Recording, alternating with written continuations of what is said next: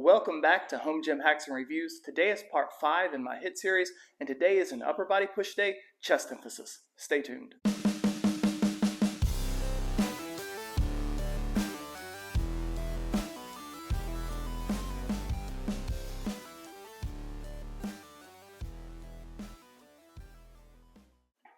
I start this workout with a couple of light ascending warm-up sets on the Powertec Levergym. My first work set today is the fly, taken all the way to failure to pre-exhaust my chest, and then I'll head over to the Powertec Levergym and perform as many reps as I can on the flat press. The last time I did this fly exercise, it was at 70 pounds for 10 repetitions, so today I'm hoping to get about 11 or 12. Mike Mentzer had a lot of information in his books about the rate of realistic muscle growth. For example, in High Intensity Training, the Mike Mentzer Way, Mentzer explains 5 pounds of muscle in a year may not sound impressive, but over the course of 5 years, that would be 25 pounds of muscle, which would look tremendous on anyone. Further, if someone gained 10 pounds of muscle in a year, that would be extremely impressive. But from month to month within that year, the rate of muscle growth wouldn't really be noticeable on a weekly basis and barely noticeable on a monthly basis. But over a year, 10 pounds of muscle is substantial. I think this information is important, especially for new and intermediate lifters who want to see immediate results. When the numbers are broken down, it helps keep the rate of realistic muscle growth in perspective. Also, one must take into account their genetic potential for muscle growth. For example, no matter how hard I try, will ever look like Ronnie Coleman or Arnold. It's just not in my genetic makeup. On the other hand, a physique like Frank Zane is much more realistic for someone with my structure. By the way, I am standing directly against the Titan seated bench to brace my body for these flies, and here I had a little mishap, a bit of drooling because I pushed this set so hard, so I had to edit that out. Beat it by 2. As quickly as I could get over here, I'm starting my compound exercise. By doing the fly beforehand, I don't need to go as heavy on the chest press. Last time I got 9. In previous videos, I have mentioned my reasoning for elevating the bench during the Levergym flat press, and it's simply to make the flat press feel more natural and align the lever arms with the bench in a way that is very similar to the Powertec multi-press. This combo of exercises pre-exhausts the chest with the standing fly, which I am finding to be very shoulder friendly, and it helps to ensure the pecs get adequate stimulation for the compound exercise on the Levergym. For example, on the Levergym, the triceps are heavily involved with the flat press, but they are a smaller, weaker muscle than the pecs, and they will prevent me from truly working the chest to failure. The pre-exhaust chest exercise on the functional trainer ensures the chest gets adequate stimulation on the compound exercise, and it keeps me from needing to go as heavy on the compound exercise, which I am finding to be joint friendly. That was a big jump. I'm really happy with that. From 9 to 13. So the next time I do this exercise, I'll go up probably a 2.5 on each side. My next exercise is the dumbbell front raise. Last time I did the 20s 18 times. Today I have the rogue add-on change plates for a total of 22 pounds on each dumbbell. So if I get 18, I'll be happy.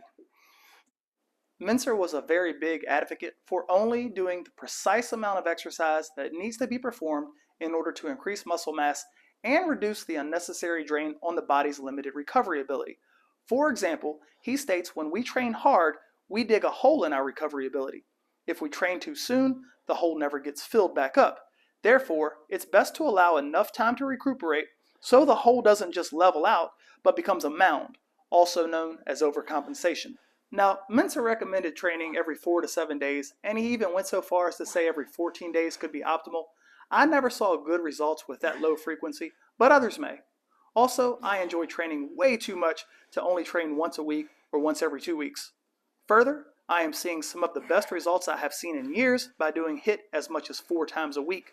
Granted, I don't go quite as hard as Mentzer recommended. I've said all along that I don't have the best bodybuilding genetics and that my passion for bodybuilding far exceeds my body's ability to get huge. However, I will still try to reach my genetic potential. I went 2 pounds heavier on each dumbbell, and I tied my old score at 18, and then I added a couple of pulses at the end of the set, so that was a win in my book. Immediately after those dumbbell raises, I'm heading over to the Powertec Smith Machine for a decline press. I just have 2 45s on here. Last time I got it 10 times, so I got to beat 10. For over 20 years, I have used a logbook. I started off trying to remember weight and settings, but I don't have a photographic memory, and inevitably, I forgot from session to session. When I started DC training, Dante Trudell emphasized the importance of the logbook, and I couldn't agree more. First, I know exactly what settings and weight to use for each warm-up and each work set. Also, I jot down notes if something doesn't feel right, and I take note if a change may be needed for a certain setting or exercise. But most importantly, when I look at my logbook, I see a number, a goal that I have to get. The goal is in print and as clear as day. At the end of the session, I include notes about my energy level, caffeine intake, sleep, the meals from the day before, any additional strenuous activity from the day before, and anything else that seems pertinent. 17 repetitions. That's a big jump, and I'm really happy with that. Moving on to my first tricep exercise with the Prime Fitness spreader bar. Last time it was 75 pounds, 16 times. Today it's 80. This is the Prime Fitness spreader bar. It's great for face pulls, curls, shrugs, and even pull downs if the cable's attachment site is high enough. For this exercise, the paddles feel much more secure in my hand than a tricep rope, for example, and I have found I can move more weight with this attachment compared to a rope or bar. I have a review for the spreader bar, the short and long bar, and the Prime Fitness rotate handles. The nice thing about attachments like these is that when attached to a cable, it feels like you have a brand new and completely different lat pull-down machine. Going from a straight lat pull-down bar to the Prime Fitness rotate handles completely changes the feel of the exercise. For this exercise, I am bracing the back of my body against the Levergym just for more stability so that I can place greater emphasis on my triceps.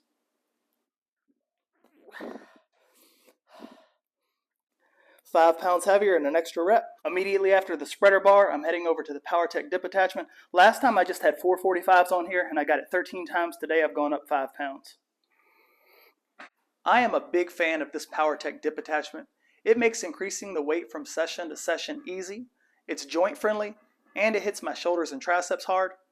Also, if I face the other direction, it hits my chest really well.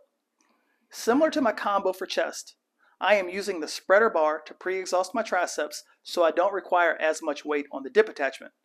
I find this to be more joint friendly, but it also keeps me from going over the 200-pound max weight capacity on this dip attachment. I have a review for all of the Powertec workbench attachments except for the leg press if you want any additional information about any of those machines. I also have a review for the Powertec flat incline decline bench and another review comparing the Powertec flat incline decline bench to the Ironmaster Superbench Pro, and I think those two benches are the most versatile benches that you can find.